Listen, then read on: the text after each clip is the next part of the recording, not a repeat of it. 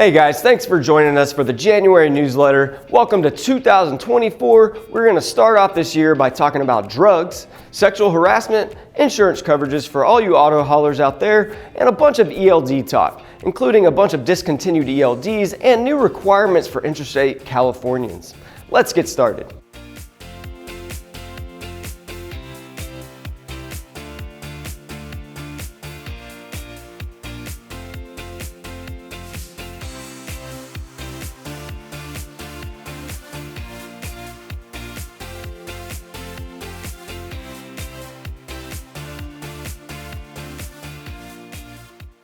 I wish they all could be California intrastate drivers. Oh, sorry about that. I'm still in karaoke mode from our company Christmas party. Well, here we go again. California is imposing some new ELD requirements for truckers, specifically those that are operating intrastate. So what does that mean? Well, when launched, the new ELD requirements will require carriers operating within the state of California to start following the same rules as interstate carriers. Basically, this means that carriers and drivers will be required to use an ELD to record a driver's record of duty status or RODS. Of all intrastate drivers in California, which is just over 366,000, 54% of them are not using an ELD right now and will be affected by this new rule. Hold on just a second. Let's do a quick calculation here. All right, just do that, carry the 1, divide that square root. Yeah, all right, cool, yeah. Okay, got it. 197,640. So almost 200,000 vehicles will need a new ELD to meet California's requirement. The effective date being January 1st, 2024 is likely already in effect as you watch this video. As always, feel free to get in touch with us by calling, emailing, or filling out the form below, and a CNS staff member can answer any questions that you have. Now, I know you all already know this, but let's do a quick recap on what an ELD is. ELD stands for Electronic Logging Device and is basically a smart device connected to your truck, and it automatically keeps track of information that the FMCSA requires you to track, like date, time, location, miles driven, yard moves, duty status changes, and so much more. In our opinion, as long as you are following the rules, and you should be following the rules, right? It helps truckers to keep an accurate log of their working hours. This change aligns California's rules with the existing federal rules on ELDs, but with a couple of differences. One, there's no 30-minute rest break requirement for California intrastate operators. And two, drivers may drive 12 of the 16 on-duty hours as opposed to the 11 hours that applies to interstate drivers. Also, as you probably already know, with every rule, there are exceptions, or I guess I should say exemptions. There are two here that you need to be aware of. One is the short haul exemption, which we've talked about extensively. Just jump over to our website, cnsprotects.com, type in short haul, and you'll see several articles about it. Basically, the exemption says that if a driver stays within a 100 air mile radius and they are released from duty within 12 hours of coming on duty, they are exempt from using an ELD. If you're a California intrastate driver affected by this change, it's important to choose a good ELD system. One that we recommend is Pedigree Technologies. Their OneView platform is known for its effectiveness and technical support. Just give us a call, email us, or fill out the form below, and one of our ELD specialists will help you out in finding the right fit. Okay guys, I do have to apologize here. I feel like all I ever talk about is California and saving the environment. It's important. Wait, what? It's important, Matt. Well, of course it's important, but dang, California be tripping, y'all. So this time, we're talking about a new program called the California Clean Truck Check that falls under the Heavy Duty Inspection and Maintenance Regulation. We all know that California is committed to reducing emissions and improving air quality, and the Clean Truck Check program will do just that by focusing on heavy-duty vehicles over 14,000 pounds because they contribute significantly to on-road emissions. So what exactly is the Clean Truck Check program? Well, basically, this is a CARB-approved heavy-duty vehicle inspection and maintenance program that requires periodic vehicle testing, emissions monitoring, and expanded enforcement strategies. The program will combine roadside emissions monitoring, improved emissions testing procedures, emission checks and data reporting at required intervals, and compliance verification for various entities. With all of this, they hope to keep vehicles well maintained, properly repaired, and ensure a level playing field for businesses to help contribute to a cleaner and healthier environment. With that said, there will be certain carriers that are required to abide by these rules and others who are exempt. Almost all diesel and alternative fuel heavy-duty trucks and buses over 14,000 pounds operating in California will be required to comply with this. But don't worry, some of you are in luck. If you drive an electric vehicle, a tank, or have a hand-me-down truck from your grandfather, guess what? Yeah, you're exempt. So if a DOT officer is using one of those fancy schmancy roadside emissions monitoring devices, you can just tell them, look man, this truck is older than your dad, I'm exempt. These new REMD devices are pretty nifty though. They're being used to flag potential high emission vehicles, and if you're flagged, CARB will send you a notice to submit testing. And if you get this notice, make sure you follow the instructions because compliance is important to avoid fines and registration issues. Y'all know California don't play. The deadline for compliance verification and registration was on December 31st, 2023. Vehicle owners are required to create accounts in CARB's database, verify their fleet vehicles, and pay for the first annual compliance fee of $30 per vehicle. For those that are subject to this testing, in 2024, they will only be required to test once, but from 2025 on, there will be 2 compliance deadlines every year, which needs to be submitted within 90 days before the vehicle's deadline. In addition, freight contractors and brokers will need to verify that heavy-duty vehicles that they contract with, and seaport and rail yard facilities need to verify vehicles that enter their facilities. If you have any questions or concerns, please email us, call us, or fill out the form in the description below, and one of our DOT compliance specialists will help you out. So in 2023, the FMCSA revoked 16 ELDs for failing to meet minimum requirements established in the 49 CFR Part 395 Subpart B Appendix A. That basically means the 16 devices were unable to capture all required data. I mean, even a month ago, the FMCSA slashed 9 ELDs, which you can see on screen. But now, we're asking an even bigger question. What data are these ELDs not gathering? You see, when it comes to ELDs recording driver's logs, there are 4 main requirements to keep in mind. First, a motor carrier must retain driver's records of duty status and support documents for 6 months. Second, a back copy of the ELD records must be maintained for 6 months on a device separate from where the original data is stored.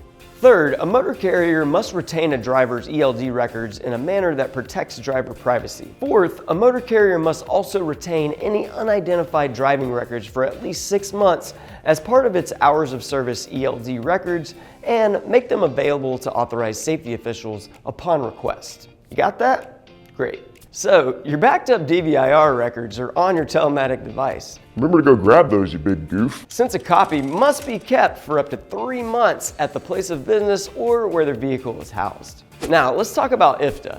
The International Fuel Tax Agreement, or IFTA, and the International Registration Plan, or IRP agreements, have specific record requirements for licensees and registrants. Motor carriers must maintain detailed mileage distance and records for each individual vehicle. The required data sets for an IFTA audit are date and times, the odometer or ECM reading, and longitude and latitude readings for each ping. Also, IFTA records must be kept for 4 years from the date the tax return was due or filed. IRP vehicle mileage records must be summarized monthly, quarterly, and annually by fleet and state or Canadian province. These records must be kept for 5 years following the period the registration application was based upon. So keep all this in mind when choosing an ELD. If you have any questions, call or email us or fill out the form below and we can help you out. Well, Christmas just passed and I sure hope everyone got what they wanted. I know I did. You want to know what I got? Just guess. New cologne? Nope. A roll of cheese? Nope. Rocket-propelled grenade? Nope, that's not it. I wish. Give up? What is it, Texas, Matt? All right. So, President Biden is launching a new DOT multimodal freight office. Wow, cool. I know, right? It's awesome. Well, joking aside, it is a good thing that Biden is thinking ahead here to prevent another supply chain crisis. Most Americans tend to put these types of things in the rearview mirror and say, well, that was a nightmare. Hope I never have to deal with that again. If you don't remember, throughout the COVID pandemic, we were dealing with some serious supply chain issues, leading people to hoard toilet paper and follow restrictions on how much baby formula or baby food you could buy.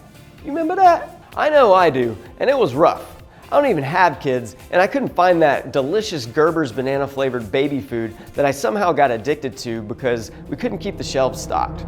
It was terrible.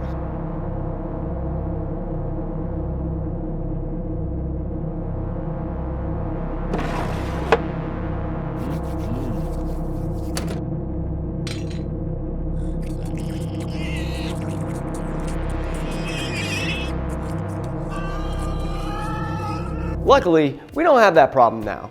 Basically, the supply chain issues was caused by several things, including manufacturing slowdowns, ships getting gridlocked at ports, undriven trucks parked at depots, and some warehouses overflowing with product or others nearly empty.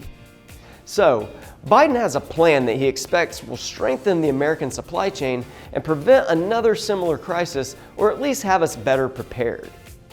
That plan includes 4 major additions, including creating a council on supply chain resilience, a supply chain review process every 4 years, a DOT's flow program, and of course, my Christmas present, the launch of the DOT Multimodal Freight Office. Let's take a quick look at what these 4 additions will do. First of all, we need a council, of course. The Council on Supply Chain Resilience combines a dozen of the nation's top federal officials that are directly involved in industrial policy. Ultimately, this council will focus on 3 major things. 1, they will develop a national multimodal freight network. 2, they will be tasked with reviewing state freight plans. And 3, they will be advancing the Freight Logistics Optimization Works program.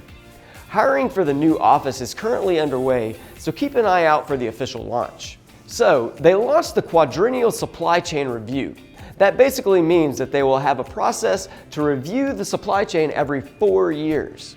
The first review is expected to happen by December 31st, 2024. The review will consist of the council updating certain criteria on specific industries, sectors, and products that are seen as critical to national and economic security. They will also need to continuously review and update the criteria annually, along with updating the critical sectors when necessary. The goal here is to gain a better understanding of ongoing freight issues like transport price gouging, investment needs for ports, warehousing, and more. Third is the launch of the new DOT Flow program, which stands for Freight Logistics Optimization Works.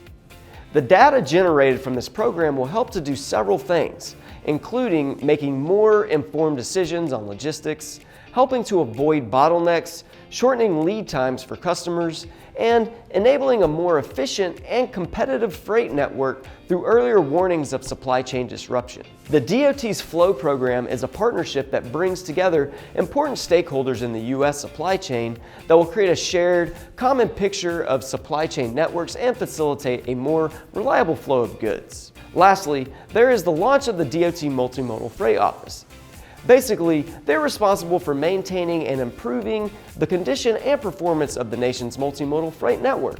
This will be done by developing the National Multimodal Freight Network, reviewing state freight plans, and continuing to advance the DOT Flow program with the Bureau of Transportation Statistics.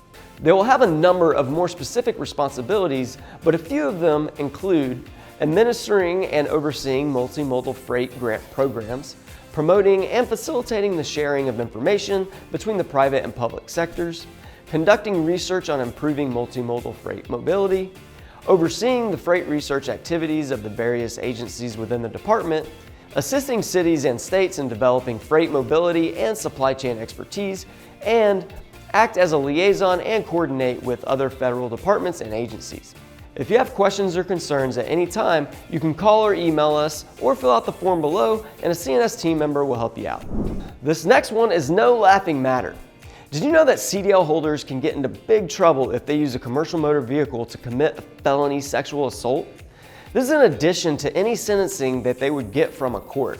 Sexual harassment or sexual assault in the trucking industry has been found to be an issue at truck stops, fueling stations, and some are even in connection with CMV driver training. Now, I don't want to totally discount the possibility of male drivers getting sexually harassed or assaulted, but I'm going to have to assume that there are a lot more cases of women falling victim to this issue. As you know from our previous articles and podcasts, we have talked about the increase in the number of women joining the trucking industry. And in an industry that is predominantly men, you can see why this issue is getting increasingly worse and needing to be addressed. Women in Trucking did a survey and found that almost 20% of truck drivers feel that being a truck driver isn't safe, especially for women. Some drivers are worried about their safety during training, especially if their trainer is a different gender. And many think that having same-gender trainers would help alleviate this problem. There are a lot more stats from this survey to support this issue, and you can view those in the article link below, where you can also find an interview that we did with the founder of Women in Trucking. To help combat this issue, the FMCSA has released details in their December 7th Notice of Enforcement Policy, which states a new rule that if someone uses their truck to commit a felony sexual assault, they will be penalized. Surprisingly, they are giving drivers a second chance before completely banning them from driving trucks. A driver's first conviction will result in a 1-year disqualification. Now, if the driver is hauling hazardous materials, that first offense would actually be a 3-year disqualification. Any second felony conviction would result in a lifetime disqualification. Now, with the lifetime bans, with the exception of any situation that deals with controlled substances or human trafficking, you could get approved to drive a truck again after 10 years. But if you like to party or traffic humans, you're screwed, and rightfully so. Not cool, man. Not cool. But for those of you committing those standard felonies out there, it kind of works like good behavior in prison. If you don't have any incidents and go through a rehabilitation program, maybe you can get your CDL reinstated. If you have any questions or concerns about this issue, you can always contact us by email or phone, or by filling out the form below. We'd be happy to help or point you in the right direction. Hey guys, as a business owner, I am sure you are already fully covered with the insurance basics like liability insurance, property insurance, and business auto insurance. But we did want to let you know that there are a lot of coverages that you should consider if you want to have extra protection for your business. Today, we're specifically talking about HNOA coverage, or hired and non-owned auto coverage. This coverage is specific to vehicles that you do not own. So if you are renting or using a friend's vehicle for your business, something goes wrong and you don't have this coverage, you're going to be liable for any damages. When a business owner does not have these coverages, it's referred to as having gaps in your coverage. But you're in luck. Why, you ask? Well, much like the gap in Michael Strahan's 2 front teeth that you could drive a car through, this is something that can be fixed. Now, whether or not you actually decide to fix it is another story. I will tell you up front that our commercial insurance specialists will all recommend facing your fears, going to the dentist, and closing that gap so that you are protected from mayhem whenever it strikes. The added cost is minimal and can offer you peace of mind if you find yourself in this situation often. Honestly, almost every business will run across this in some way. There are a lot of situations where this will come up, like having drivers under contract who are using their own trucks, salespeople using their own cars instead of a company vehicle, or even employees using personal cars for work errands. If you have questions, you can always call or email us, or fill out the form below and one of our commercial insurance specialists will help you out. To break this down a little further, a hired auto is a vehicle a business owner rents, leases, hires, or borrows for business use. This excludes vehicles that are owned by your employees, partners, or household members, which would be considered a non-owned auto. Make sense? Good. And I will also mention that the coverage works the same as your business auto insurance coverage, but is just an extension of it. So for those hired and non-owned autos, you would have liability coverage for property damage and injuries, including settlements, judgments, attorney fees, and even court costs. As a business owner, you should be doing everything you can to protect your business, because one major incident could break the company, unfortunately. This is why we have insurance, to cover those unavoidable and virtually unaffordable accidents. While HNOA coverage is great, it won't cover everything. So here are 7 extra tips to keep your business even safer. 1, Check that your employees have enough coverage on their personal insurance. 2. Ensure that employee vehicles are well maintained. 3. Remind your employees that they represent the company while driving for work. 4. Have a set of strict requirements to qualify drivers. 5. In addition to those strict requirements, make sure drivers have a valid license, a good driving record, and you could even do a pre-employment drug test. Number 6, regularly checking driving records to confirm their safe driving records are being maintained. And number 7, establish clear safe driving guidelines for all drivers. If you're interested in this coverage, call or email CNS Insurance at the information below, or you can fill out the form. One of our commercial insurance specialists will be able to get you a quick quote and hopefully save you some money in the long run. Okay, I've got a good one for you. Why did the insurance broker break up with the auto hauler? Give up? Because the auto hauler kept pushing over their limits. Okay, sorry, I'm good now. So, auto hauling can be a very lucrative industry, but many auto haulers struggle because of the high cost and unique requirements of this field. Just ask Daryl Yarnes, one of our CDL instructors. He owned his own auto hauling business for 20 plus years, so he knows a thing or two about it. It's not an industry that you can just jump into lickety-split. A new 9 or 10 car trailer can cost over $90,000 right off the bat, not to mention the expensive cars that you're moving around. If you have a 10-car trailer, depending on the types of cars you haul, you can have anywhere between $300,000 and $2 million in cargo at one time. So getting the right insurance can be tricky. So let's just start with the basics. Every business is different, so the necessary basic insurance coverage is also going to be different. Let's say Company A hauls brand new cars and Company B only hauls damaged vehicles.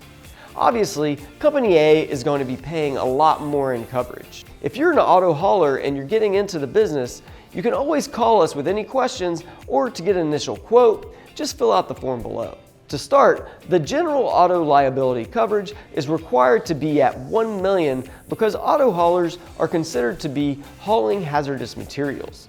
Now, let's consider your truck cargo coverage. This is where it gets a little tricky because you have your limits, but there's also sub-limits. For example, let's say a policy provides $350,000 in total cargo coverage, but there's a $40,000 sub-limit. Basically, that means that if you were hauling a load of 8 vehicles with a total value of $320,000, but one vehicle is valued at $60,000, with the $40,000 sub-limit, the motor carrier would have to pay $20,000 out of pocket if something was to happen. A couple of other coverages that are not necessarily required are uninsured and underinsured motorist coverage and physical damage coverage. Uninsured or underinsured motorist coverage is optional, but can be beneficial in case of accidents with underinsured drivers. Physical damage coverage isn't required if you own your own truck, but if you're leasing, which is very likely for many auto haulers, it's more than likely required and will cover damages, theft, or vandalism. Those are the basics, but there are several specialty coverages that auto haulers really need to consider. The specialty coverages we are talking about right now are as follows. Garaging coverage, which protects customer vehicles from fire, theft, vandalism, or collisions while in your possession, like in your shop, for example. On-hook coverage, which pays for damages to a vehicle while in tow. Manifested auto coverage, which will cover damage when driving cars on or off the truck. Constructive total loss coverage, which addresses damages that happen during transit that are considered to be non-repairable. Diminished value coverage, which will compensate for loss in market value after repairs. This could apply in a case where a new car is damaged while being transported to a dealer for sale. Overheight loads coverage is pretty self-explanatory. It protects against damage from loads that are too high. And lastly, unattended vehicle coverage will cover theft or accidents when the vehicle is left unattended. CNS Insurance specializes in comprehensive coverage for car hauler fleets. For more information or a quote, call or email one of our agents at the information on the screen, or you can just fill out the form below. You ever heard of hemp? It's like marijuana's less psychoactive second cousin that you see at family get-togethers, but really you don't talk to them or interact with them because they kind of creep you out and give off a stale vibe. Yeah, that's hemp. Typically known for not getting people high, it can still create issues in drug tests due to some tricky legalities and how our bodies process it. One key element in hemp is THCA. Normally, it doesn't have the psychoactive effects that THC does, but when THCA is heated up, like when it's smoked, cooked, baked, or vaped, it transforms into THC, which produces that high feeling, that euphoric, elevated, clear mind, full-hearted kind of gyration. You remember that. Now, some states say it's fine to have THCA in hemp because technically it's not the same as THC, but in other states, you can only get it from specific stores that follow certain rules. The main problem comes with drug tests. These tests look for THC, not specifically THCA. So even if you had a legal hemp product that starts as THCA, if it changes into THC inside your body, it might show up in a drug test. For certain jobs, especially those regulated by the government like operating a CMB, just having anything related to THC can cause serious trouble. The time THC stays in your system varies depending on the type of drug test. Urine tests, which can detect it for up to a month after use. Saliva tests can be found in your spit for about 3 days after using. And hair tests can show THC use for up to 3 months. Creating rules about drug testing at work gets pretty complicated. Different tests, laws, and safety plans all need to be considered by employers. We have a team that specializes in helping companies figure out the best way to handle all of this, from testing to safety measures at work. If you want to know more, you can contact us at 1-800-551-9816 or email us at info@cnsoccmed.com, or just fill out the form below and one of our occupational healthcare specialists will help you out. That's it for this month. We'll see you.